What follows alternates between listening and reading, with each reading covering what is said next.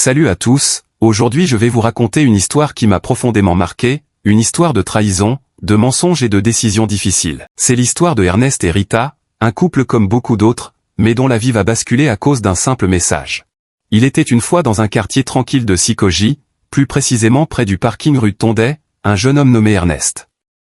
Lui et sa femme, Rita, avaient l'air d'être un couple heureux aux yeux de tous. Mais, comme dans beaucoup de relations, tout n'était pas aussi rose qu'il n'y paraissait. Rita, une jeune femme de 26 ans, était belle et pleine de charme. Ernest l'adorait, il lui avait même donné toute sa confiance. Mais Rita, elle, avait une vie secrète, elle était infidèle, trompant son mari avec tous ses amis, sans qu'Ernest ne le sache. Ernest travaillait dur pour subvenir à leurs besoins, croyant que tout allait bien dans son couple.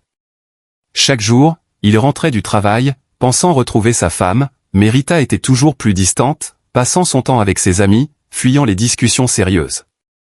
Un soir, alors qu'il rentrait chez lui, Ernest ressentit un malaise étrange. Il n'arrivait pas à savoir pourquoi, mais quelque chose en lui disait que tout n'allait pas bien. Il ne pouvait pas imaginer à quel point il avait raison.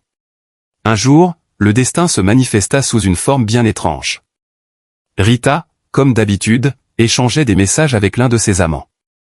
Mais cette fois, elle se trompa de destinataire. Au lieu d'envoyer son message à son amant, elle l'envoya par erreur à le frère du meilleur ami d'Ernest. Le message était clair, elle lui confiait ses sentiments, lui racontait ses escapades et comment il ne pouvait la satisfaire au lit son mépris pour Ernest. C'était un message qu'elle n'aurait jamais dû envoyer. Un message qui allait tout changer. Le frère de son ami, choqué par ce qu'il venait de lire, n'eut qu'une idée en tête, transférer ce message à Ernest. Il savait que la vérité devait éclater. Ernest reçut ce message un après-midi. Il ouvrit son téléphone, pensant lire quelque chose de banal, mais il ne s'attendait pas à ce qu'il allait découvrir. Le texte le frappa en plein cœur. Il lut et relut les mots de Rita, sa femme, qui le trompait avec plusieurs hommes. Le monde de Ernest s'effondra. La colère, la tristesse, et surtout la trahison l'envahirent. Comment avait-il pu être aussi aveugle ? Comment n'avait-il rien vu? Il se sentait perdu, brisé, mais il savait qu'il devait prendre une décision. Ce soir-là, Ernest confronta Rita. Il lui montra le message, sans un mot de plus. Rita, au début, tenta de nier. Elle essaya de minimiser, de dire que c'était une erreur, mais Ernest avait les preuves, et il n'était plus prêt à accepter les excuses. Après un long silence, Ernest prit sa décision, il demandait le divorce.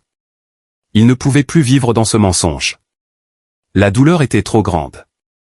Il ne voulait plus être l'idiot de l'histoire. Rita, désespérée, tenta de le retenir, mais il était déjà trop tard. Ernest avait décidé de tourner la page. Après cette séparation, Ernest se sentit libéré. Certes, la douleur d'avoir été trompé et trahi le hantait encore, mais il avait enfin trouvé la force de partir.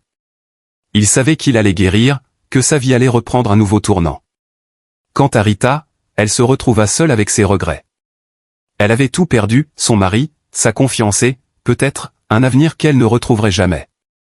La fidélité, la loyauté, ce sont des choses précieuses qu'on ne comprend souvent qu'après avoir perdu ce qu'on avait. Voilà, c'était l'histoire d'Ernest et Rita. Une histoire qui nous montre à quel point la trahison peut tout détruire. Ne sous-estimez jamais l'importance de la confiance dans une relation. Et surtout, ne jouez pas avec le cœur des autres. Si cette histoire vous a touché, partagez-la et dites-moi ce que vous en pensez dans les commentaires. Qu'aurais-tu fait si tu étais à la place d'Ernest ?